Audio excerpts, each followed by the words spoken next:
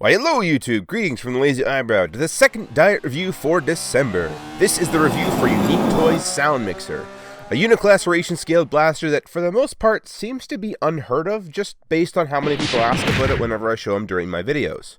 So with Kingdom Blaster on the horizon, let's take a gander at this nearly 8-year-old offering from a third party. First things first, take a look at this stereo. I am totally jazzed about all the details they managed to cram into this mode. You got your dials, and your speakers, and your holes for proper airflow to said speakers for a proper sound. There's all these dials and knobs and buttons on the side for things like bass and treble control or volume or whatever you want to imagine these details do. And have I mentioned greebles? Because there are greebles here. Greebles upon greebles upon greebles upon greebles.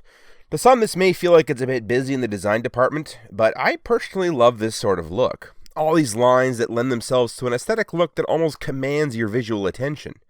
Despite all the greebles though, he still maintains a fairly clean design. Nothing really juts out as extra parts, the sides are incredibly well uniformed, and even the back is really well done. It's not perfect of course, but considering everything it does, I'm surprised that this is the only real evidence of a robot emerging from all this. Basically, this is what's going on with the legs. They're there, but covered in the front by panels that unfold and cover over the whole affair. If not for the thighs showing from a very specific angle, this alt mode would be dang near perfect. As for accessories in this mode, Soundmixer comes with one, and it is indeed a tape. Though, aside from the rectangular nature of it, and the fact that the holes where the reels could be accessed being present, it doesn't exactly look much like a cassette tape. This does transform, though not into any of the characters from the '86 movie and onwards, but we'll cover that later. So yeah, this is Blaster in his tape deck mode. And even though he was designed 8 years ago, I still very much feel he fits in with a modern aesthetic, as stylized as he is. Because yes, he totally was designed in an era when Generations figures had their own style and felt more like references to the 80s instead of legal dodging facsimiles of. You know, back when Mirage looked like this, instead of this. When Hot Rod looked like an homage to the Dome Zero instead of this wholly accurate Studio Series take. Prowl an updated Nissan 350 instead of the smaller size 240. When Jazz was a mix of Solstice with Porsche elements instead of an imperfect 935 replica. When Trax was an artist's interpretation of a C6 instead of the caricature of a C3. Warpath was a fictional H-Tank instead of an interesting take on the Sheridan. When Trailbreaker looked like a comic faithful miniature Hilux rather than a loose Toyota tie-in that he is today. Or how about when Drift was an amalgam of JDM sports cars versus the disappointing void he leaves behind today? Basically, throughout that size comparison, the point I'm trying to make is he definitely suits the era that it comes from, and yet he doesn't look out of place with modern figures. Even comparing him to leaked images of the Kingdom Blaster soon to be upon us, it's like each of them accomplished different things in terms of their stereo mode, and it's hard to say which one of them actually succeeds for an alt mode over the other, which is kind of surprising considering the age of Soundmixer here. However, this is just the tape deck. Let's scoot into robot mode where the bulk of the importance of the figure is and see if he still holds up. Stay tuned! The Transformers will return after these messages.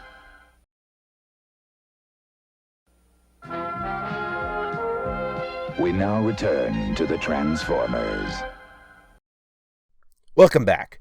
To transform Soundmixer, start by untabbing the panels from his front and opening up the whole leg assembly. Rotate around the torso, fold the handle into the back of the leg, slide the foot down, and flip it forward. Then wrap around the paneling around the leg. Rotate the thighs 90 degrees, then rotate the shins 180. On the arms, untab them from the side, pull down the hand, pull the forearms down on their double hinge, collapse all the arm panels, then rotate the forearm 180 degrees. Pull open the back panel, rotate around the neck joint, put the back panel back, and then rotate the head. And there, you're done. All things considered, this is a really simple transformation. It's not necessarily boring, as there's some complexity to it, but it doesn't overcomplicate things and just presents us with a really nice looking blaster figure. You get this iconic looking yellow chest door with that angled window to look at his tape deck. The Autobot symbol isn't included, however, that is a Toy Hacks add-on. The arms look properly blocky. The torso, while not having prominent buttons we know Blaster to have, still has some interesting looking details I can totally get behind. The thighs have fun looking molded details that show off more of his robot-y nature, and the legs are super well done. Like, you get the speakers from the stereo prominently featured on the front instead of being a faux part that appears during the transformation. The cavity that appears from where the feet were has been filled in with molded detailing in a contrasting color. The handle from the stereo has been folded up, making for excellent recycling of existing geometry. Like, I get it's a little thing, but I really do love that they didn't bother trying to figure out where to hang the handle off them like extra kibble while looking for a heel solution. They just worked those extra parts into their solution, resulting in a really clean, solid block of leg that looks fantastic from any angle. That's not to say it's perfect, however, as one minor gripe I do have with the design is the paneling that unfolds from the bottom of the stereo. It just kind of hangs out at the back of the calves.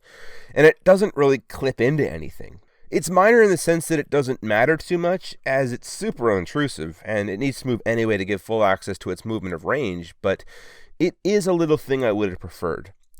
The back itself, though, is extremely tidy. Like, I'm shocked at how clean this section is. Improved upon even more by the painted detail instead of just leaving it a solid color with maybe a molded line here or there. It just looks so good.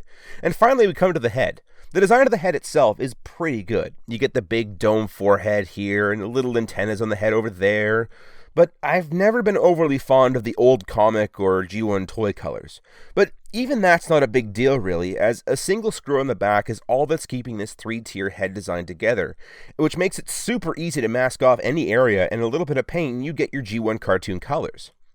So as for accessories, as mentioned before, he gets the cassette. This transforms by folding out the barrel and tip, folding out the stock, and pulling up the scope. And there, a stylized version of Blaster's iconic rifle, but it transforms into a cassette.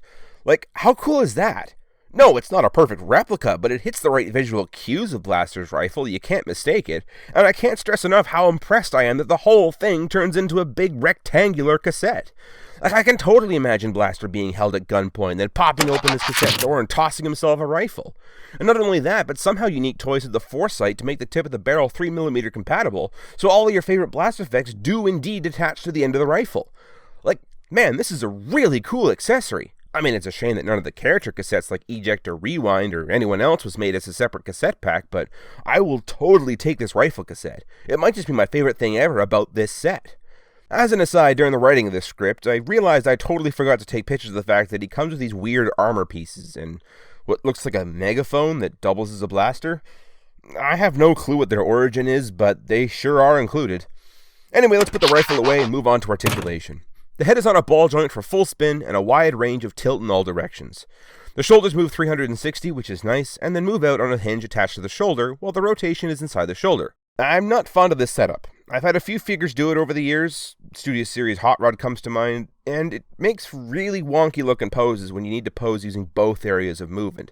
The shoulders kind of sit on top of the entire chest area, and it just looks weird to me. That aside, though, the elbow does rotate, and it bends almost 90 degrees. The hand's open, but sadly there's no rotation on the wrist, which is sort of sad as it leaves Blaster with articulation that, much like Optimus, leaves him unable to access the front of his chest to do anything especially iconic.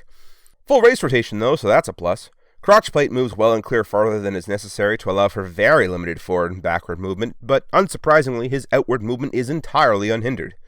Thigh rotation and knee bend, though as mentioned before, you will need to open up the transformation panels a bit to allow for full knee bend. Finally, you get an ankle tilt, and if you're really strapped for stability, you can also move the handle a bit to be a little more flush with the ground.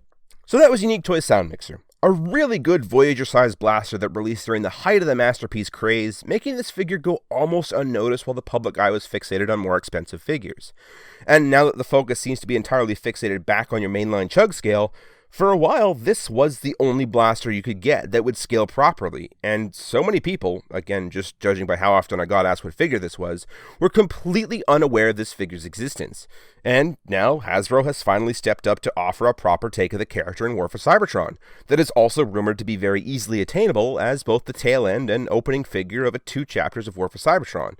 And I personally can't even tell if this outdates an 8-year-old figure from a third party or not.